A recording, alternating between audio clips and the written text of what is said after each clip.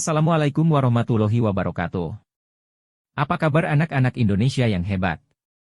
Jumpa kembali dengan Pak Guru, dan pada pertemuan kali ini, kita akan membahas tentang SPAB. Apakah SPAB itu? Pernahkah kalian mendengar istilah tersebut? Apakah fungsinya bagi dunia pendidikan?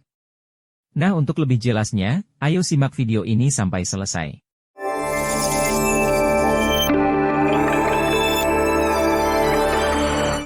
Anak-anakku sekalian yang Pak Guru banggakan. SPAB adalah singkatan dari Satuan Pendidikan Aman Bencana.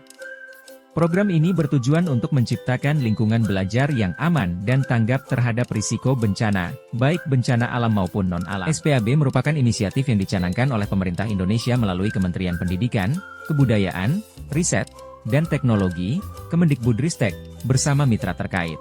Tujuan SPAB, 1. Melindungi siswa dan warga sekolah dari risiko bencana. 2. Meningkatkan kapasitas sekolah dalam menghadapi, mengurangi dampak, serta pulih dari bencana. 3. Menyediakan pembelajaran dan pendidikan yang berkesinambungan meski dalam situasi darurat. Komponen utama SPAB, 1. Fasilitas aman, bangunan sekolah yang tahan bencana sesuai standar keselamatan. 2. Manajemen bencana, adanya rencana penanganan bencana di lingkungan sekolah, termasuk simulasi evakuasi secara berkala. 3. Pendidikan pencegahan bencana, integrasi materi tentang kebencanaan dalam kurikulum, sehingga siswa memahami cara mengenali dan merespons risiko bencana. SPAB menjadi penting karena Indonesia adalah negara yang rawan bencana seperti gempa bumi, banjir, tsunami, letusan gunung berapi, dan lainnya. Dengan menerapkan SPAB, diharapkan sekolah-sekolah dapat menjadi pusat perlindungan sekaligus edukasi dalam menghadapi bencana. Satuan Pendidikan Aman Bencana atau SPAB di sekolah dapat terrealisasi melalui 3 pilar, yakni pertama, fasilitas belajar yang lebih aman. Kedua, manajemen penanggulangan bencana atau PB dan kesinambungan pendidikan. Ketiga, pendidikan pengurangan risiko dan resiliensi. Berikut penjelasan ketiga pilar tersebut. 1. Fasilitas belajar yang lebih aman. Fasilitas belajar yang lebih aman membahas fasilitas sekolah baru dan yang sudah ada, termasuk membangun instalasi yang lebih baik, aman dan lebih ramah lingkungan.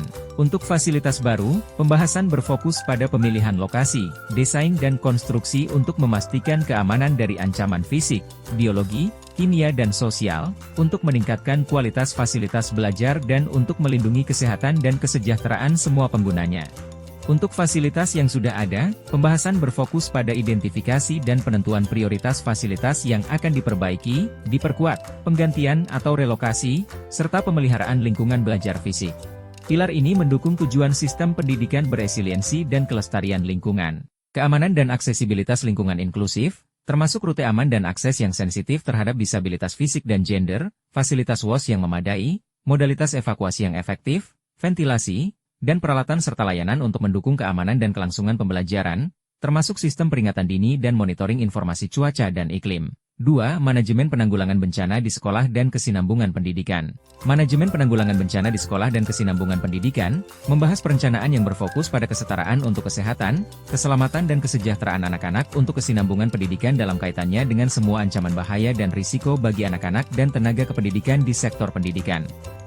Fokusnya adalah pada pengembangan kapasitas antisipatif, absorbing, adaptif dan transformatif untuk resiliensi melalui partisipasi dan akuntabilitas yang berarti bagi penduduk yang terkena dampak. Ini termasuk perencanaan operasionalisasi penilaian risiko semua ancaman.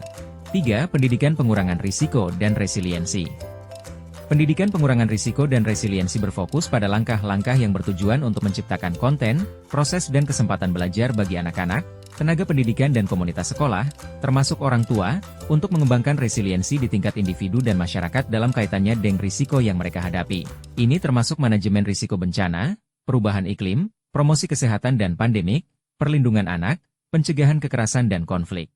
Demikianlah anak-anak pembahasan kita kali ini. Semoga dapat menambah pengetahuan dan wawasan kalian, serta dapat meningkatkan pemahaman kalian terhadap berbagai ilmu pengetahuan untuk meningkatkan prestasi belajar kalian semua. Jangan lupa untuk menyimak video-video lainnya dari Bang Nurdin di channel ini. Terima kasih. Wassalamualaikum warahmatullahi wabarakatuh.